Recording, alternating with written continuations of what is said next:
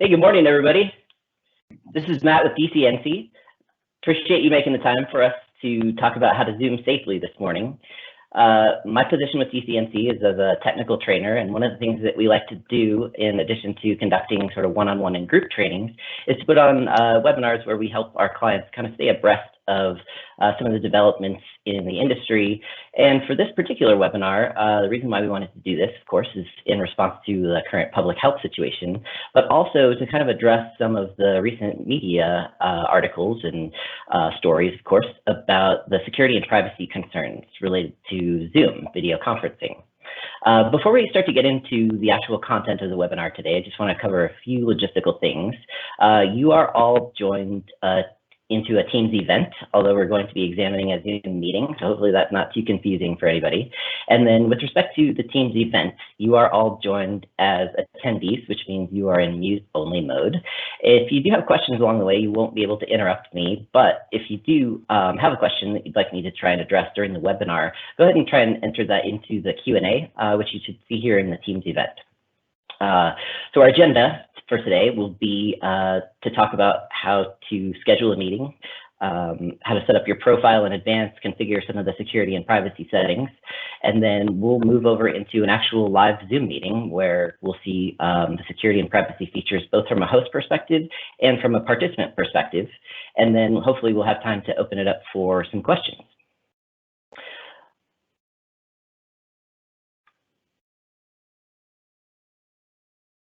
Okay, great. To get started out here, I'm just logged into my Zoom account.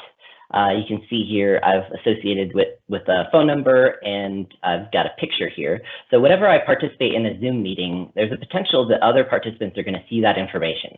So if it's a concern around personally identifiable information, then you just want to make sure that you've reviewed what information is available. So if I didn't have a video feed, for example, might want to make sure that the picture that I was sharing was appropriate for that meeting setting. From a security perspective, this is definitely one that I'm probably going to cover a few different times. This concept of a personal meeting ID here is one that gets assigned to you and is static for your account. Now, if I click on edit over here, you can actually see with a paid account, you can assign yourself your own personal meeting ID. It's kind of a vanity meeting ID, if you will. But for me, it's probably best practice not to use that meeting ID as the default. Now, if it's the case, in most instances where you're going to be meeting with people that you already know, then there's probably little harm in them already knowing your personal meeting ID. But if it's the case where I've used that, maybe by accident for a one-off meeting, maybe with a competitor for whatever reason, and now they know my personal meeting ID and they can, use that to guess or Zoom bomb me in the future. So that's kind of step one, actually, in Zoom bombing, is make sure that people don't know your personal meeting ID who don't need to know that. As an alternative to using that one, we'll see that you can use an automatic or randomly generated meeting ID. Down here in the bottom of my profile screen, there's just a couple of things to touch on before we get into the meeting settings. You can see here I've actually got an account with Zoom, so I've got a sign in and a password. But then right beneath where it says password there, I've also got a host key. I'm going to show you guys my host key, which is something that you should never do. I can edit this and assign this to myself. This is like a PIN number that I'm going to use to identify myself as a host of a meeting. And being a host is going to give me the ability to manage the participants as well as some of the security and privacy features associated with the meeting itself. And so when I dial in on the phone, for example, I enter in the meeting ID, and then it asks if you're the host, and if so, this would be the key that you would enter to enable those features. So hopefully all of that is pretty straightforward as far as setting up your profile. And then before you even schedule a meeting, you can also review what defaults are going to be applied to your meeting by clicking on the Settings tab over here on the left-hand side. So with respect to scheduling a meeting, one of the things that I like to do kind of from a privacy perspective, but also just kind of from a respect perspective, is to not enable participants' video by default. I'll kind of allow them to choose when to start streaming their video. In fact, you can configure that to allow them when to start streaming audio too. So you can configure it so that participants automatically join on mute and are allowed to unmute themselves, or you can manage that pretty granularly with each individual participant if you choose to. Another feature here that I may get a little technical with, and you'll have to forgive me, is the audio type. Now, in my research regarding one of the recent security concerns for Zoom had to do with encryption. You'll see when we're actually in the Zoom meeting, the interface itself, that they've introduced a new feature, a new little icon, kind of specifically in response to this concern. But the reality of what's going on there is that the content is encrypted so long as it's digital. In other words, if you're trying to be really thorough about structuring or securing your meeting, you want to choose computer audio only, because that telephone, although it will be convenient for people to join from just a dial-in number, that will be an analog audio stream. And so just kind of keep that in mind, especially if the meeting is being recorded, that content won't necessarily be encrypted. And the other thing to be concerned about with respect to encryption is just the privacy of that data. So another recent concern about Zoom was that Zoom owns at least some of your data and may have in fact shared that without your permission to Facebook, even if you didn't have a Facebook account. And part of the reason that they were able to do that was that at least some of the content wasn't encrypted. And so now, as sort of a protection against that, you can encrypt the content so that even if it's recorded in Zoom's cloud, that they would only have, maybe potentially the metadata, but not the actual audio content. Along those same lines, something to be aware of with audio is that there are sophisticated transcription tools these days. So, I'd say not only do you want to assume that your meeting is being recorded, just potentially someone in the room could have a camera pointed at their screen that's just out of the frame of focus that you wouldn't know about. So just kind of another best practice there. Assume that your meeting is being recorded, and then also assume that it can be transcribed. So you could text search an audio conference these days. In fact, one of the amazing features of a competitor of Zoom's, Microsoft Teams, is that you can get a live closed captioning and a live translation into a foreign language. So if you just think about how that's possible, it's because the data is available to a machine to be able to interpret. So there's some other privacy features here I kind of started to talk about before. One that we'll touch on is just allowing participants to join. Here, as the host, you generally want to take advantage of those features to manage who is in your meeting. So this is one that I generally leave disabled. I don't like people to show up before I do. And then here, you can see, as I was talking about before, I've disabled that option so that my personal meeting ID is not my default for scheduled meetings. As I just scroll down the page here, I don't know that I want to go into too much technical detail for these other ones. I think a lot of them are pretty straightforward. Here, with respect to authentication, that's one that can be a little more difficult to administer, but also a way of really thoroughly locking down who's going to be able to participate in a meeting. Basically, you've configured a Zoom account for your participant ahead of time. So whereas someone who doesn't have a Zoom account would be able to join a meeting anonymously, this option here would prevent that from happening. And then I think with respect to passwords, we'll start to talk about the different layers of authentication, or different ways that you can access a meeting, different types of permissions, if you will. So if you remember, you've got a meeting ID, and then you can add an additional layer of security by assigning a password to that. So by default, I like to enable that password, and you can choose what that password is going to be. So down here, I've got my little edit button, and I can change that. And that's something that I'm going to have to circulate to the participants ahead of the meeting.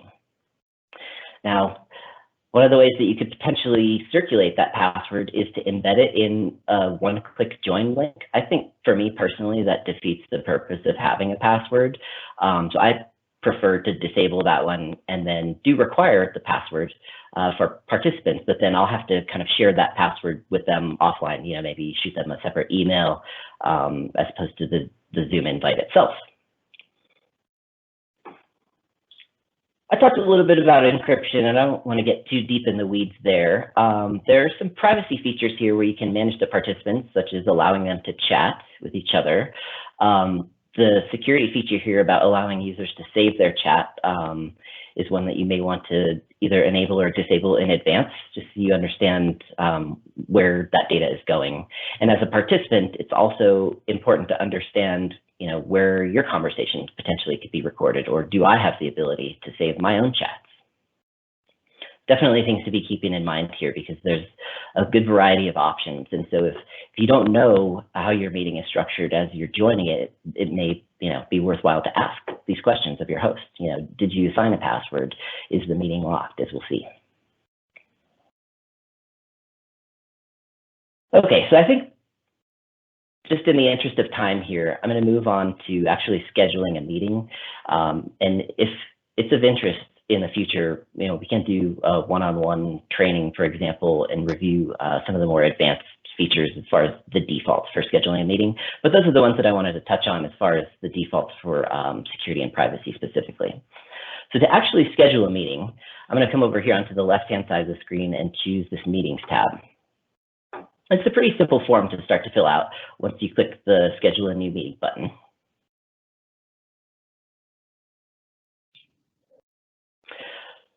So I'm just going to fill out some of these fields here.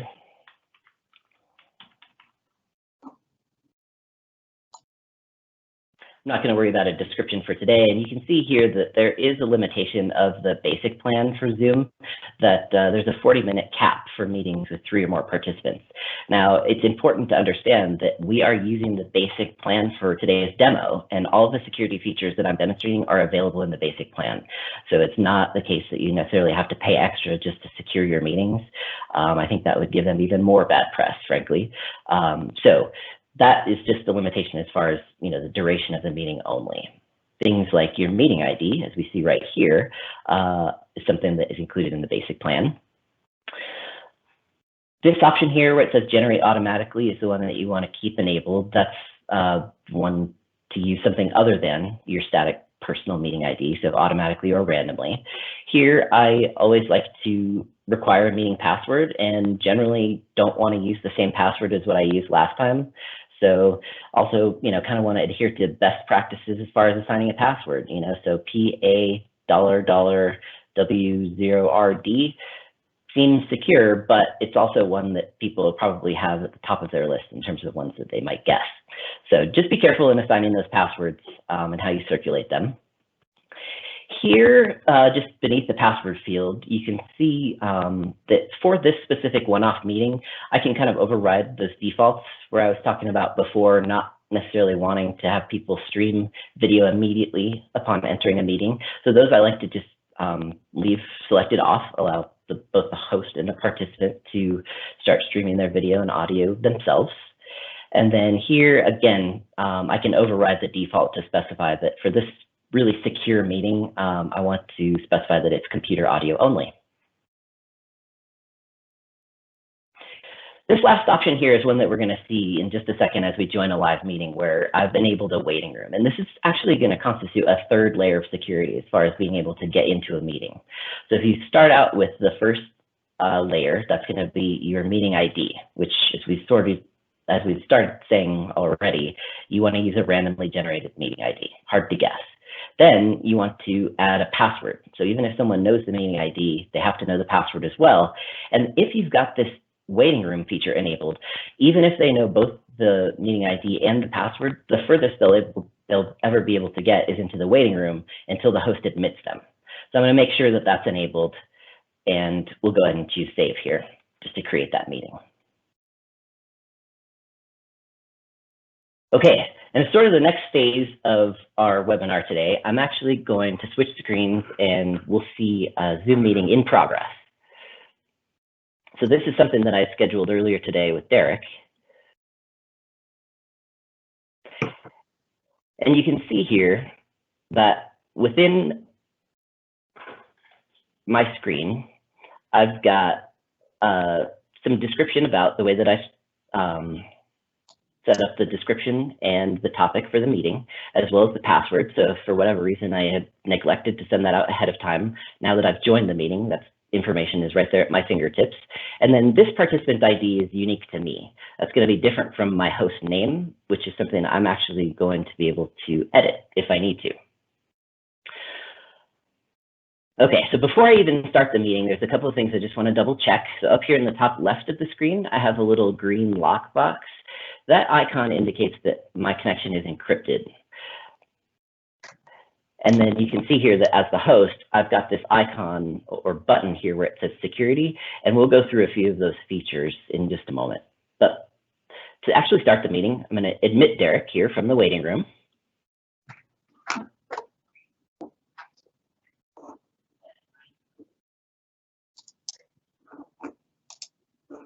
Okay, great. There's Derek, and I'm going to start sharing my video.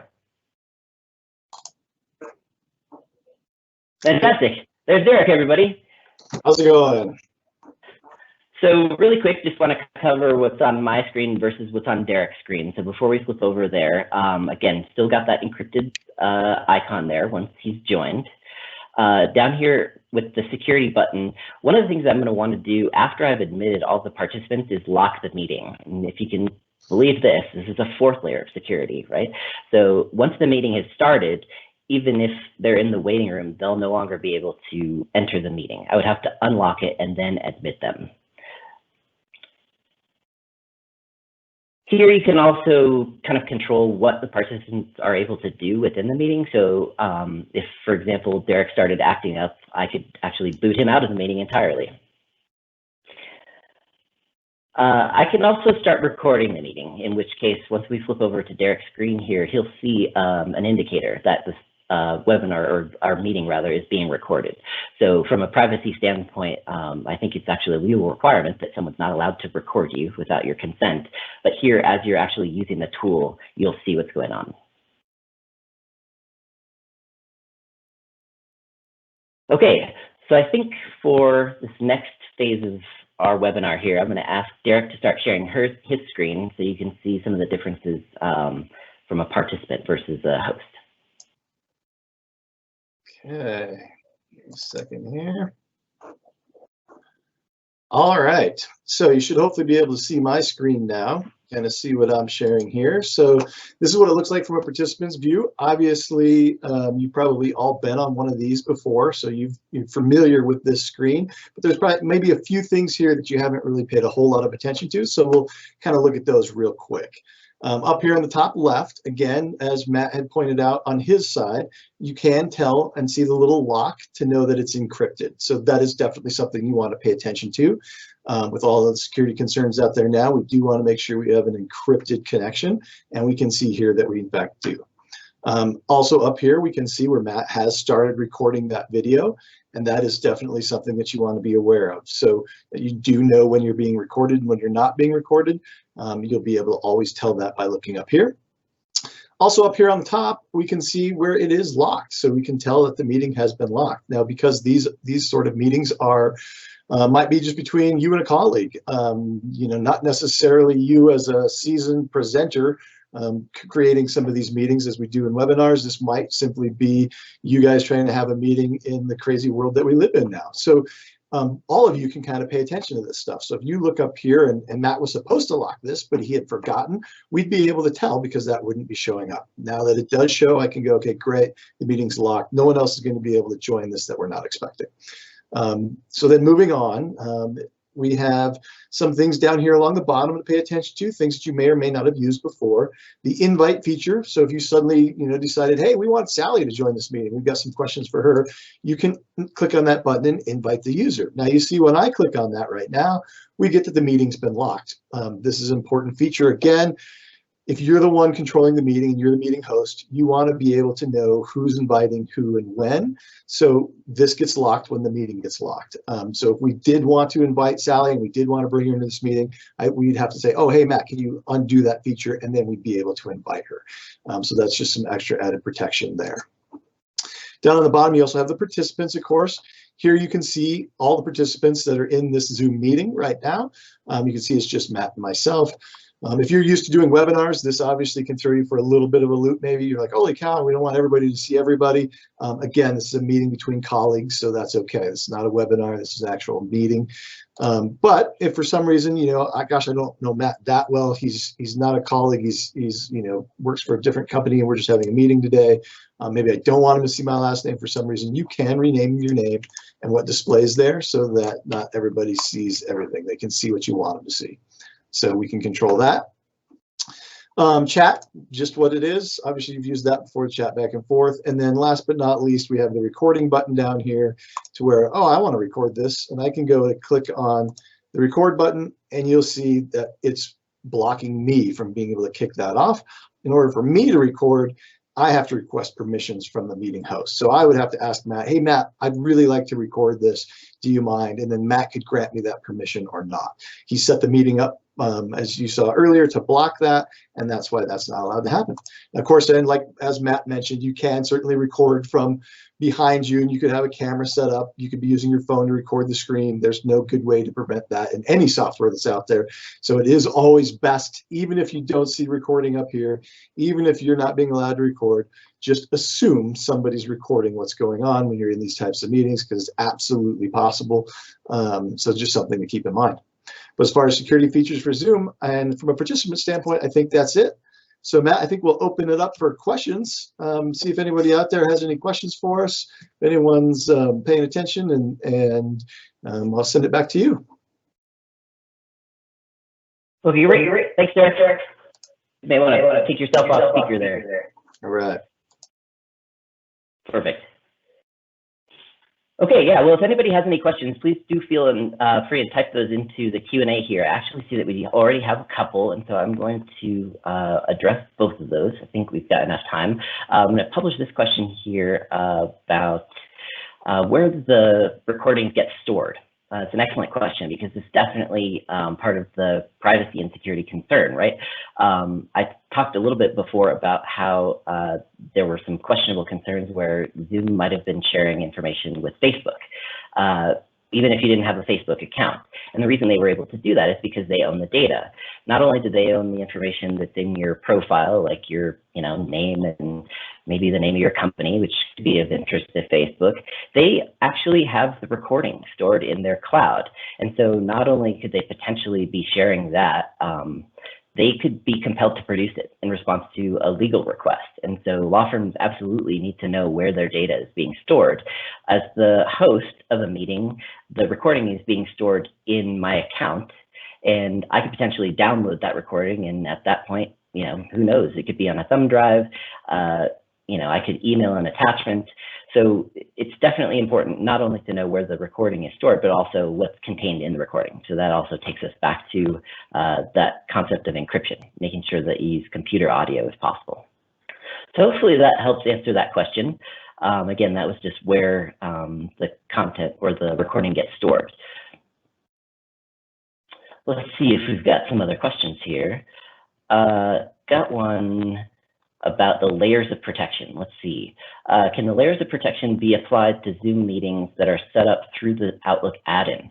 That's another great question. So out of convenience, you're able to schedule Zoom meetings through an Outlook add-in, just like you would, a Skype meeting, Teams meeting. They all seem to have Outlook add-ins, which is great. From a convenience standpoint, you can see availability, pick the right time, choose participants from your organization. But you definitely want to go into your Zoom portal and configure, or at least verify that you've configured the security and privacy settings ahead of time. So when you schedule a meeting from the Outlook add-in, it's going to give you some of those options, but it's also going to take some of your defaults, which if you remember, there's a good list of them to have to go through. So if you're not 100% confident that those are already in place, like they're going to be exactly the same way that they were for your meeting yesterday, it's a good idea to just double check. Use the convenience of Outlook, schedule the meeting, pick the right participants, but then go over to the website, log into your Zoom account, and kind of review the settings for that specific meeting. That probably sounds like overkill to a lot of you. And I think, just kind of going back to a comment Derek was making, if you're meeting with people that then it's just going to carry over whatever default. And so, you can trust that the Outlook account or the Outlook add-in doesn't have necessarily a separate set of defaults. And I guess along those lines, you can schedule Zoom meetings from the web, like we just saw. You can schedule them from Outlook or on an app. So whether that's downloaded on your desktop, or I have the Zoom app on my phone, and I schedule meetings from that all the time. Wow, a lot of questions. Okay, hopefully we have time to get to all of these. This one here about the benefits of upgrading an account, I think is something that we'll probably want to stick a pin in for today, just because I think for the focus, at least, of security and privacy, there aren't a whole lot of differences. To get really technical, you can have domain level authentication. So you can specify that only someone with an @dcnc.com account can ever get into a Zoom. It's pretty thorough, pretty complex as to how to implement that, but I guess it's worth considering, especially if there are other kind of core features that you're interested in. This would be sort of something to look at along those lines of what am I also getting? A nice to have set of security features from my perspective. Okay, we've got another question here about hacking, so let's see if we can dive in.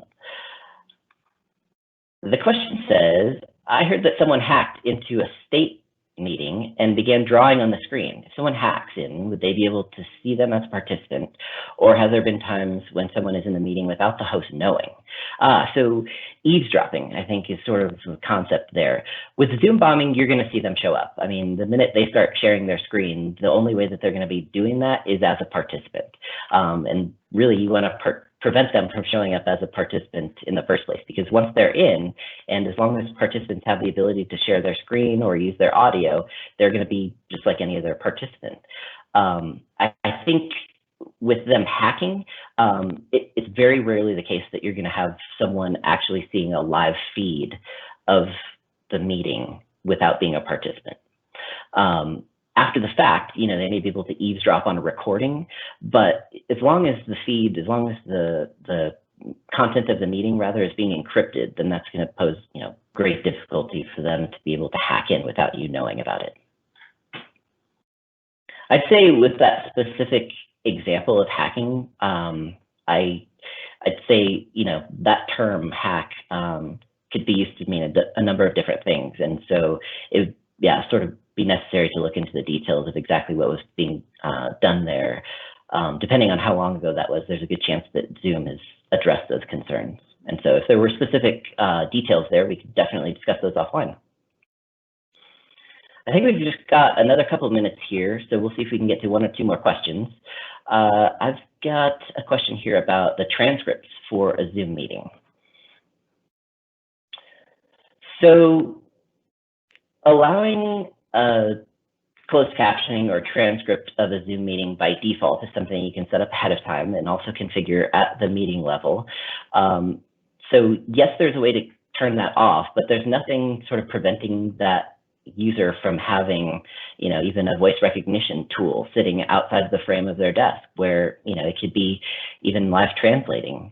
I think, with there being a digital record, it's more apt to be transcribed, if that makes sense, or it's easier for a computer to do that as opposed to trying to convert an analog audio script into typed text.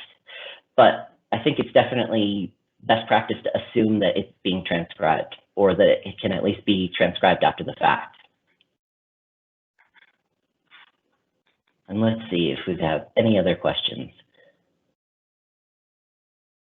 Oh, wow. Okay, so we've got another question here. I think about maybe logistics of just joining either a Zoom meeting or a team meeting. The ease of use around these things is they're supposed to be designed to be intuitive. I'd say for Zoom in particular, they've tried to narrow the scope of what it is you'll be using Zoom for, which is specifically meetings. You can do screen sharing, but there's a lot more that you can do beyond that with Teams, like secure file sharing or even publishing a website within a team. And so Zoom is really kind of focused on that audio, video conferencing, screen sharing, whereas you can definitely do all of that and more with Teams. So hopefully that's helpful. And if we'd like to have a further conversation about sort of the differences between some of these options, then we can do that in the future as well. It seems like there are more and more popping up every day. Someone just asked me about Amazon Chime the other day, and I had never heard of it. So I think we'll try and do our best there as far as just best practices in general, regardless kind of the tool. But for today, hopefully we've been able to allay some of the concerns that you've been hearing about in the media. And if we haven't been able to get to your question for whatever reason, feel free and shoot us an email or give us a call. I guess for now, we'll end the webinar. Thanks, everybody.